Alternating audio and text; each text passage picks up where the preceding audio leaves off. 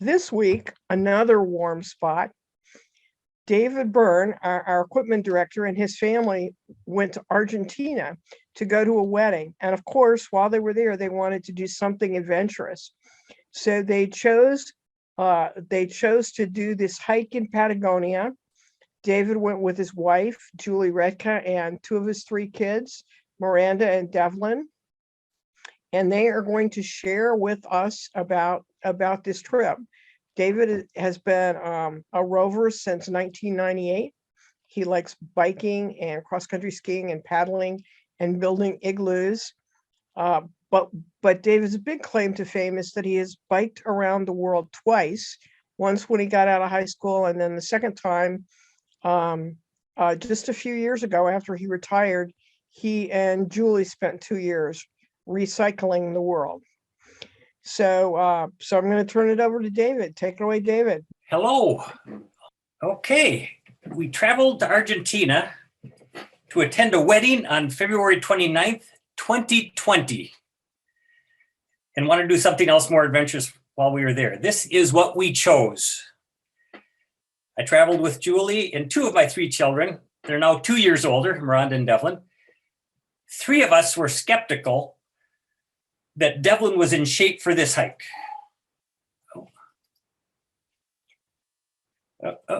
Okay. At the end of the first day, he said, "I bet you didn't think I'd make it." By the third day, Devlin was out front.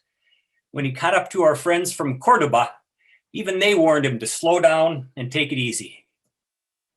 If you're lucky like us, you can find a flight to Buenos Aires for under $1,000 round trip. After a 3-hour flight to Dallas, we boarded a 10-hour nonstop to Buenos Aires. And from there, took a 2-hour flight to Bariloche.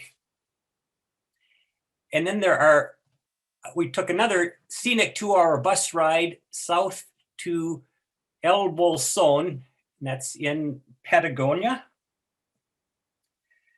Okay. This is not an elevation profile of the trek, but another good reason to visit Argentina. This graph of the exchange rate shows how it changed from 20 Argentine pesos to the dollar in 2018 to 215 today. The official rate is 104 per dollar. Bring plenty of cash. Argentina is in an economic crisis and the value of the Argentine peso is dropping, making travel here a bargain for us. Okay, the route is the Cajón del Azul Circuit. When planning this trip, Miranda commented that the first day's hike is like hiking halfway up Pikes Peak to Bar Camp, which was visible from her kitchen window in Colorado Springs. Both are about 1,000-meter gain in elevation. Similarly, each city is visible from overlooks along the corresponding trail. Miranda, Joel, and Milo moved to Duluth last summer. Okay, this is, okay, on this map, north is to the right. So a lot of the maps you'll see, and this is kind of an interesting sketch published by the Refugio, and a lot of them have north to the right. So that can be disorienting when you're used to north always being up.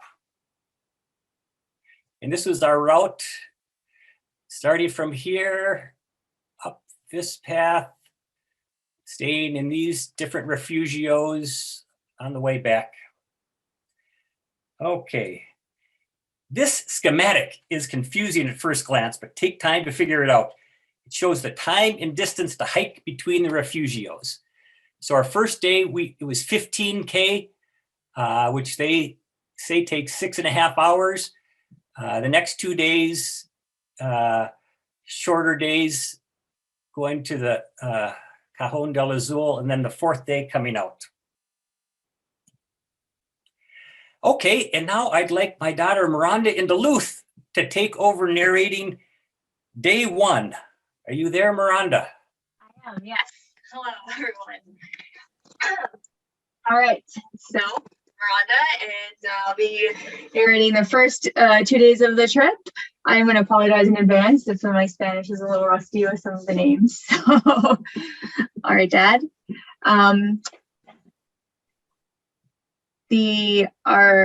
So we started out day one. We stayed at a hostel, and they arranged for the taxi to pick us up. We left at 8 a.m. and then we got to the trail by 9. So it took about an hour. And then, do you have a picture of the trailhead, Dad, or? No, well, that will, after you do a short description of the route of the first day, then we'll go. Okay. So yeah, we starting out at the trailhead, we had to use a hand-powered cable car to cross the Rio Azul. We met one thing that was kind of cool about this trip is you kind of leapfrog a lot of the same hikers, so you kind of get to know people on the trail. And it was also pretty cool because most of the people were local Argentinian. So I don't think we ran into any other Americans, maybe a few Germans, but most people were Argentinian. So that was kind of cool to get to know people and make some acquaintances there. This is my brother, Devlin. That's that hand-powered cable car to cross the river. And in the background is one of the other hikers we kind of kept running into named Noelia. So she'll be in a few of the other pictures coming up. And this is Julie by the trail marker there behind her in a down tree. A lot of the trails, even though I feel like this was pretty well traveled, needed a lot of clearing, maybe not kind of the same level of maintenance as a lot of the hikes, especially in Colorado, that I was kind of used to. That's us kind of going up the trail. I believe that's Noelia up there, but yeah, really steep. I think one thing I really noticed is they don't really believe in switchbacks in Argentina. So you basically are going straight up or straight down, which definitely makes it interesting. This is, let's see, the Rio Azul. This is, I think, as we were officially entering the kind of the trail. This was the suspension bridge we had to cross. It was just one at a time. They even had a sign saying no more than one person at a time going across it. It was definitely a little bit rickety, and there was some slanting and some missing boards on parts of it. This is the kind of the sign with our route here. I can't remember, Dad, did it say not to start after 2 p.m.? Was that one of the warnings on the sign, or? Yes. Yeah. Yeah. Oh yeah, there. Yep. 2 p.m. Yep. I think just kind of the length and of the hike and not wanting to run out of light. This is at one of the first lookouts or Mirador.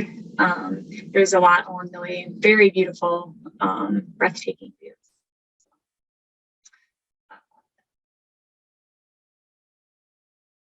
So yeah, it was pretty dry when we were there, pretty dusty. This was supposed to be a swamp. The Mayin de los Palos, or Swamp of the Sticks.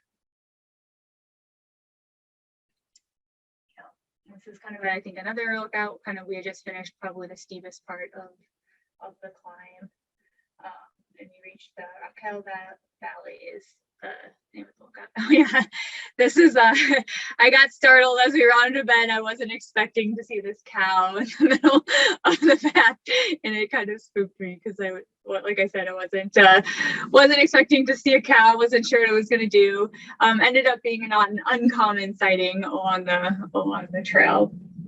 So yeah, we made it by safely. Just kind of ignored us and stayed there. And then as a side note, my dad, or David, felt compelled to declare to U.S. Customs that we had visited a pasture, but we did not come into contact with any livestock. This is just kind of another picture of kind of the, hiking through the trees.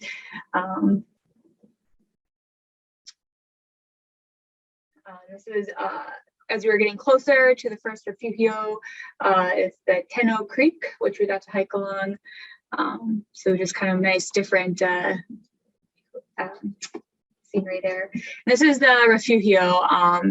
Yeah, it was pretty amazing. You know, as you just go through this strenuous hike, you know, you get to the top and there's a clearing and tables and what I would consider like a luxury stop after you worked so hard. They had homebrew you could get. They also had wine and hot food.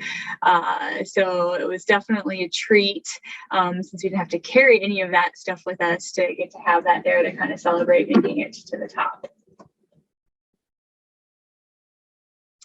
The other reason I would call this luxury is they had hot showers, which was also really nice. They had limited hours, and so you know, you kind of had to wait. But it was also kind of nice to be able to take a hot shower as well. This is just kind of a list of some of the prices. More expensive, obviously, up in the refugios and like down in the city. But again, you know, it was hot food.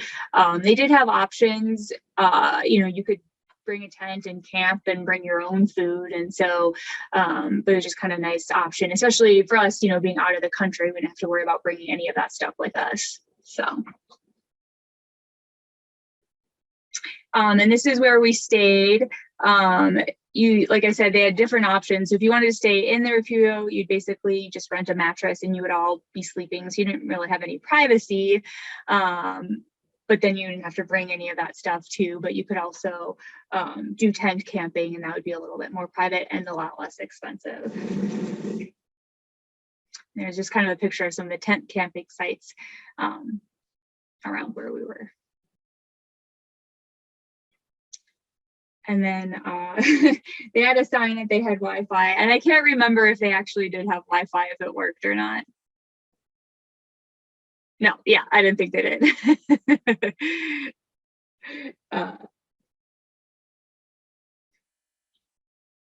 That's just kind of another view of kind of the area where we were staying by the creek, the Tenno Creek. And then this is the map up to the glacier. So the first refugio we stayed at, Rio Azul, there was a glacier you could hike to right by that. And so we did that the next day as part of our day trip.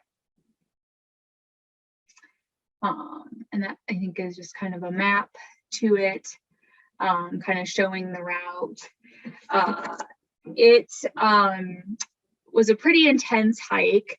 It was pretty difficult. It took us about 4 hours round trip, 2 hours up, 2 hours down.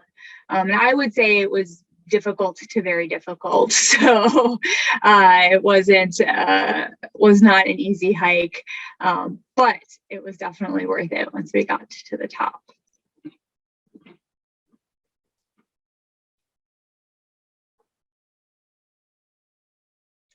Yep, so that's kind of the start out to our hike. We left at about 11 a.m. And we gained about 400 meters in elevation, and it took about 2 hours to get up, 2 hours to get down.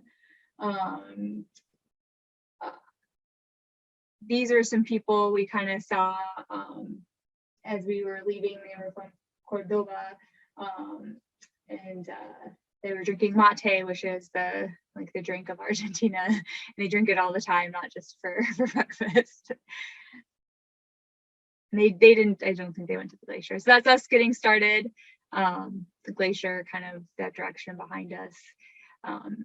Hiking up the path. It wasn't, there were parts where it wasn't very clear, and so we had to look for markers to let us know, to know the way. You can see one of the markers there, and there's red flags, or there would be orange or red on the rock to kind of guide us. So a lot of it was kind of making up our route a little bit. There we are getting higher. And there's Julie by one of the markers. And there's the waterfall too.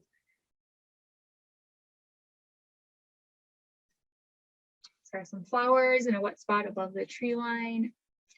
There behind me is the glacier, or in the lagoon.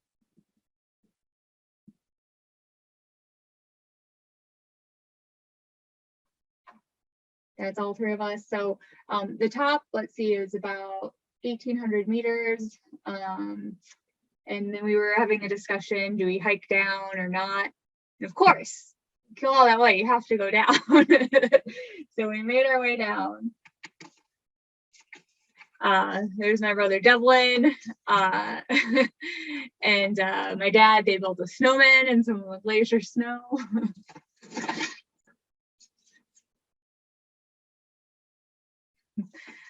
That's just, you could kind of hear it moving a little bit. There was a cave. We did not go in it. I don't think it was advised.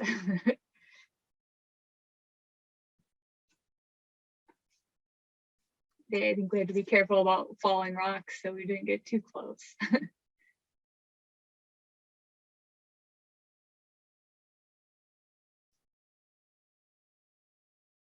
And then this, we're back at our refugio. We had some hot pizza before heading out to our next overnight location. Again, one of the benefits there, as we were heading out, you could see some other guests that were staying, kind of relaxing by the creek. Some of our favorite cattle grazing in the background. So our next destination was the Refugio Natación. Was not too far. So we got, a fairly late start. I think we left around 5:30 to head there. This is us crossing the Tano Creek. This is called the ashy-headed goose. They don't swim a lot, but when we got too close, they did get in the water to swim away from us. And again, another celebratory beer at the next stop. This one was a little bit smaller than the first one. Maybe didn't have quite as fancy or nice as amenities, but it was also pretty cool just to see the different kind of energy at each refugio, because they were definitely not all the same. Oh, and then a lot of them had their local cats, and that one claimed my dad's bed. And for dinner that night, we had pizza, burgers, wine, and beer.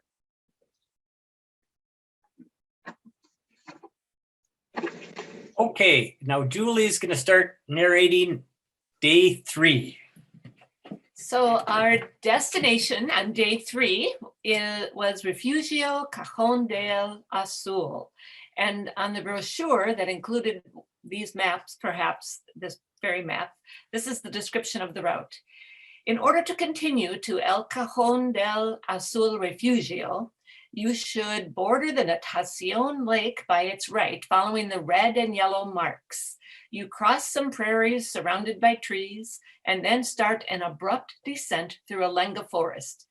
In about 20 minutes, you cross over a stream that comes from the Natación Lake. And in 20 minutes more, you reach a viewpoint from which you can see the Azul River Valley.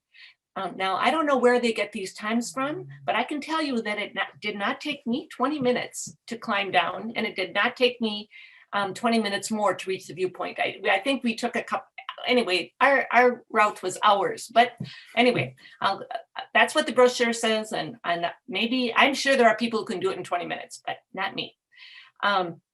So from now onwards, the descent is really steep, and you will walk through different kinds of forest. 45 minutes later, when the steep descent comes to an end, you reach a wide track, the common access to El Cajón del Azul Refugio. Turn to your left. In about 15 minutes, the track joins the Azul River, where it turns to the left and gets narrower. There is a steep climb for about 20 minutes. Then you cross over the river through a wooden bridge and walk by some prairies and fruit plantations till you reach the refugio. So the walk level is considered difficult. And this again is our route. Okay. Those pictures of the refugios. This, our destination was Rio let's see, was Rio Laguitos up there, and that's very near the Chilean border. You can see it at the top there. So we were very close. We met a couple from Cordoba who tried to convincing us to hike an hour further to reach the Refugio El Reptamo today. They like the food and the ambiance there compared to Refugio Cajón del Azul, which is the busiest refugio along the Rio Azul. But we were too worn out and just wanted to relax and swim in the river here. Maybe if we had a few more days, we would go on like they will all the way to Refugio Los Quitos, which is what I said was near the Chilean border. All right. David got up at 7:30 to catch the morning light on the amphitheater. Dev is up early too. These are the pots, the flower pots. Price list at Lago Natación.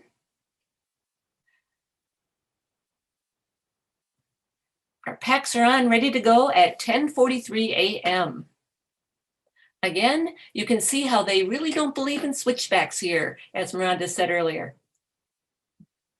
We thought this was too steep, but we had no idea how much more difficult the trail would become. The path winds through another Spanish moss forest, beautiful forests. Crossing Natación Creek. Again, the trail steepens as we begin the descent to Rio Azul Valley. The trail gets even steeper here. Why doesn't somebody, hold on here. Well, it gets much steeper here. I've just lost my little script here. And okay, I'm back. Anyway, we should have been warned. There was no warning that it would be quite this difficult, but, and we are older than almost anybody else on this trail. You can see Miranda in the blue pack, and that we're working our way down the cliff to the Rio Azul. Here we're still high above the Rio Azul Valley. This switchback going around this pine tree there does make it a little easier. At one point I lowered my pack by rope down this cliff, and then I climbed carefully down. We were overjoyed to see a cow pie because we realized if we see a cow pie, that means cows can get here. And I knew that they weren't behind us. I knew that they came from below. There's no way they went up those cliffs. So I knew it was going to be easier now. So notice David's new Keen hiking shoes. And David caught up with us, resting here, worn out. I don't know if I have rarely been this tired, but it was beautiful. A celebratory beer, another homebrew, and sandwiches at the Refugio Cajón del Azul at 3:19 p.m. Devlin is cuddling with the cats again, the requisite cats. Cats are interested in Devlin's beef stew. Shoo! Cats are patiently waiting for leftovers. Devlin did finally share some gristle here with the cats at Cajón del Azul. Relaxing by the Rio Azul. A blister that David's had since day one. His lesson, don't hike with new boots. Pizza at 7 p.m. while we're waiting for the showers. We did a short hike to see the birthplace. I'll give a description of what we're going to do of the Cajón del Azul, which is a slot canyon. So the next day before noon, we packed up and headed back to civilization. After enjoying a celebratory final beer down by the Rio Azul, we had to hike up 160 elevation gain to call a taxi from Wharton. Four-wheel drive vehicles make the steep descent to the river, but not buses or taxis. There's a bus daily from Wharton, 5:30 for 80 pesos each, but we splurged on 500 pesos for all four of us, which was $6. Behind us is the cliff we hiked down to the Rio Azul yesterday. Yep, no cows up there. Nice camping at Cajón del Azul with an outdoor kitchen too. Birthplace of the Cajón del Azul, the slot canyon. It narrows here. Here are the sides of the slot canyon. They almost are touching. And Argentina is standing at the same place that picture was, right near where the slot canyon, the sides almost touch.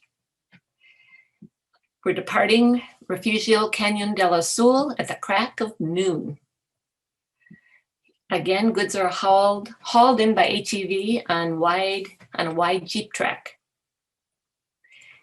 We ate a second breakfast at Refugio Las Playitas for $16. Next to the Rio Azul.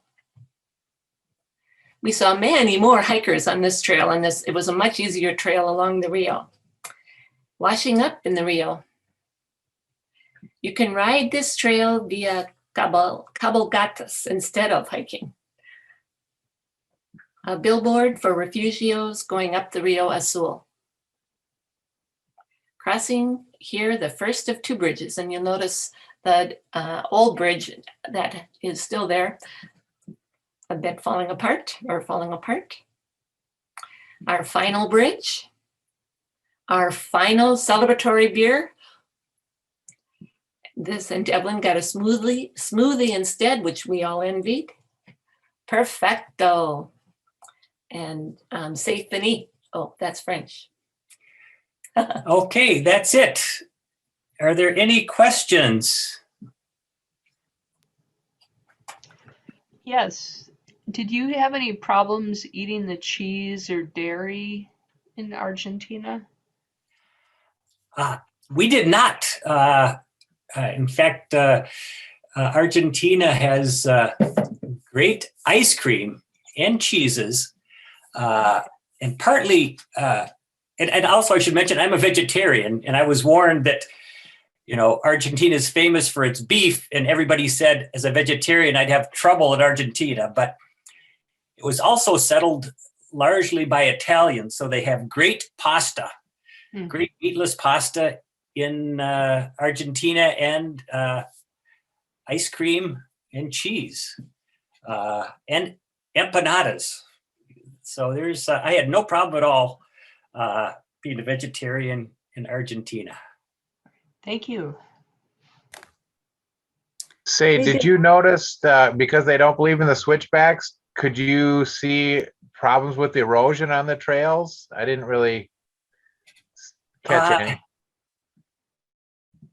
Yeah, it was very dry there. And I do know that this is the dry side of the Andes. The Chilean Patagonia, because of the winds, is much wetter and greener. So, yeah, I don't really recall the erosion being that bad. Argentina has been in the news in the past month because of forest fires. They've had serious forest fires and maybe in this area. But I don't recall the erosion being too bad. Yeah, I was thinking there might have been parts where the trail was washed out or something. So if you didn't get those, then I guess probably not. No, nope, none of that. I will say I do feel like there were some parts where I felt like they just took the natural drainage ditch and decided to make that the trail. Definitely. So I wouldn't say it looked eroded, but it also looked like it wasn't, you're like, this might be how the water came down naturally. So there's some other questions in the chat here, David.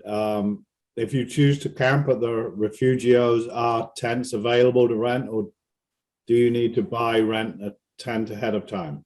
Yeah, so you have to bring your own tent, but I guess we didn't really look into it, but I'm sure in Bolson, where we stayed near that trailhead, you could probably rent equipment, or definitely in Buenos Aires, but probably even in the places closer, because a lot of them are, that's part of their tourism is all this outdoor stuff. So I think it'd probably be pretty easy to kind of arrange something. So you won't necessarily have to take your tent with you from the United States.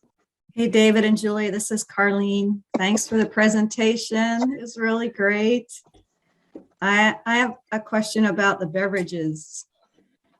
What did you think of the home brews? And then did you develop a taste for the mate? I brought home mate with me. I should have it here so I can show you, but I am not addicted to it. I'll have to say. But the home brews in all three of the refugios had home brews, and it makes sense. They don't have to haul up the bottles and haul down the empties. They make the beer on the premises. And the dark home brew we had at the popular refugio was better. Because more people go there. It's easier to get the ingredients in. But I'm not going to complain. I mean, that's something, that I'm used. You're used to, hiking here. That you hike up a mountain and have a home brew. And the other thing is, all the different refugios have a different ambiance. Like that first one, Hielo de Azul, was run by a family. They had chickens there for fresh eggs. In fact, if you didn't buy their food, you could buy a loaf of bread. Homemade, made there. Yeah, and you could pay to use the kitchen, to save money.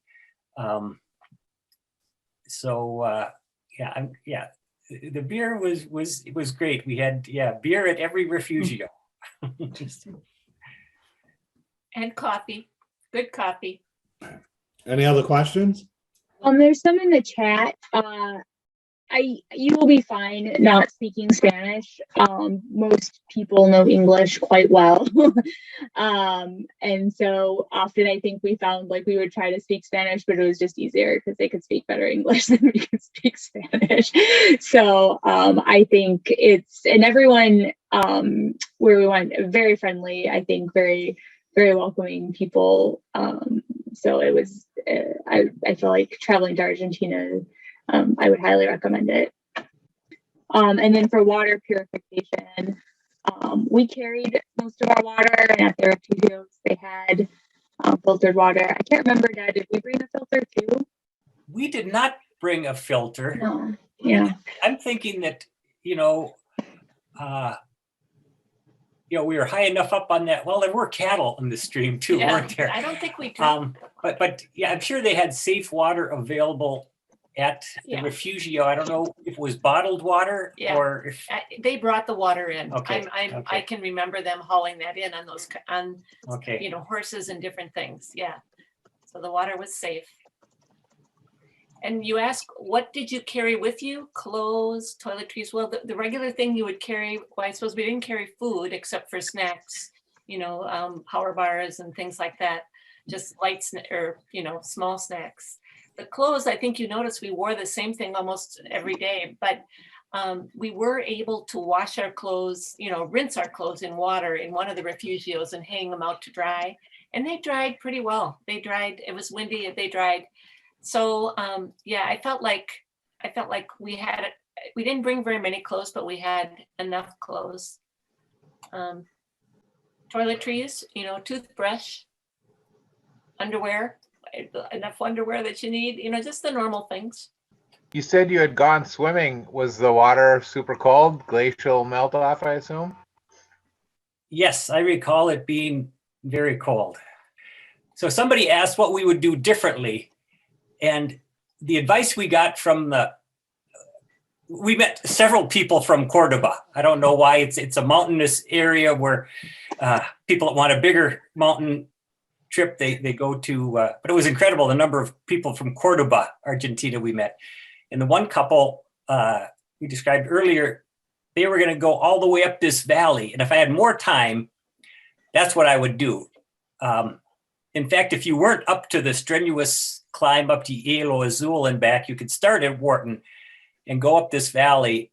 And just because each refugio has a different ambiance, like they really thought we should go just an hour further to Retka instead of staying at the more bigger and more corporate Cajón del Azul.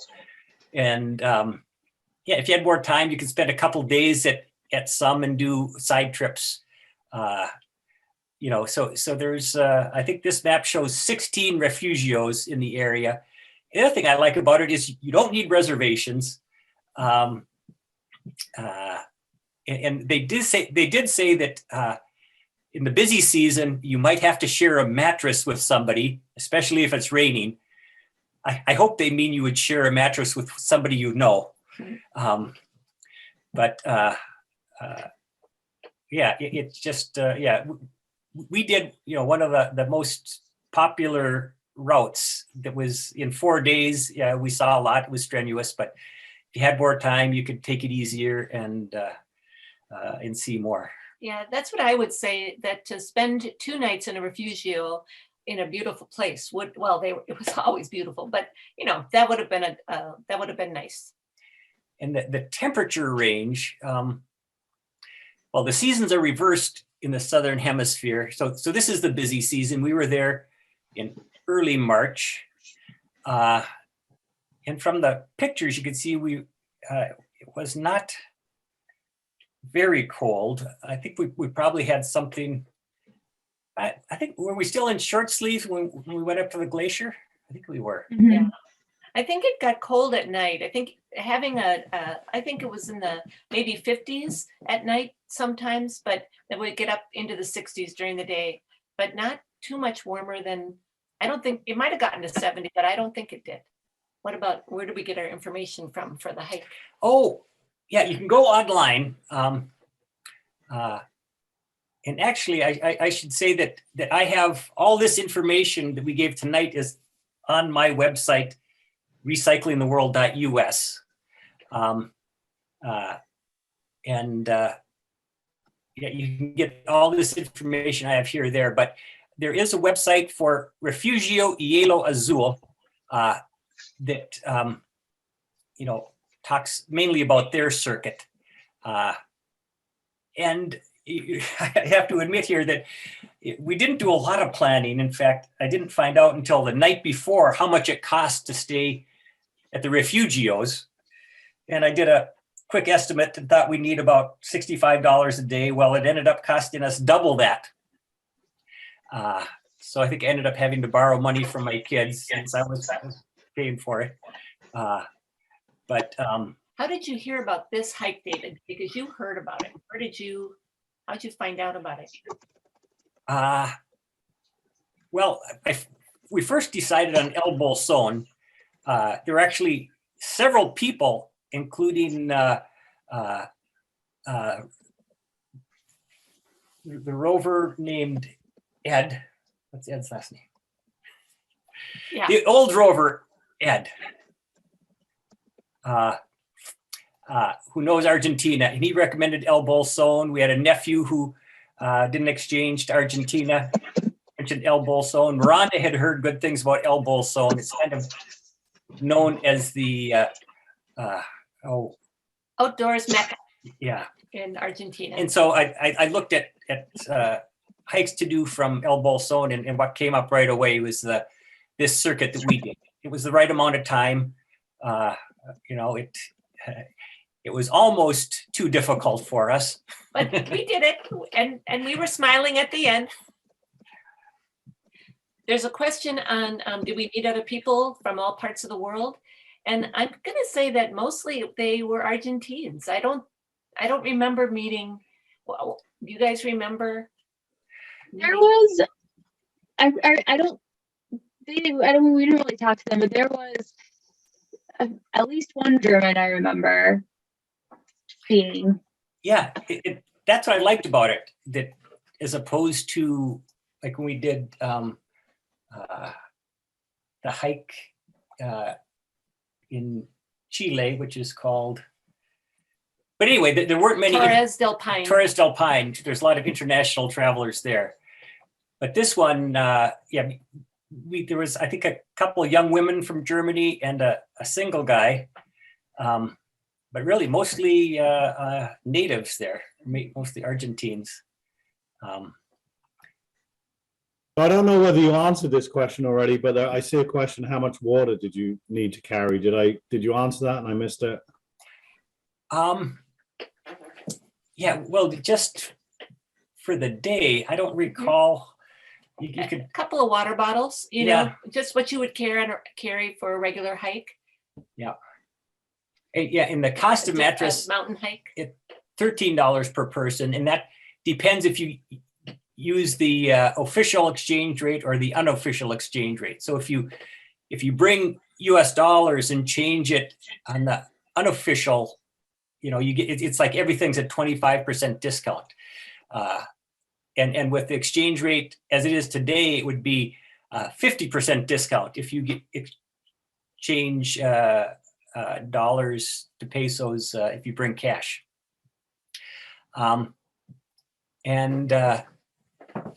Yeah, I think people. Yeah. Oh, Carlene, you asked about our bikes to Argentina. Yeah, that is a different presentation where we biked to Argentina. And we did not bike this time. We did not bring our bikes. We had to bring nice clothes for a wedding. Too much to pack.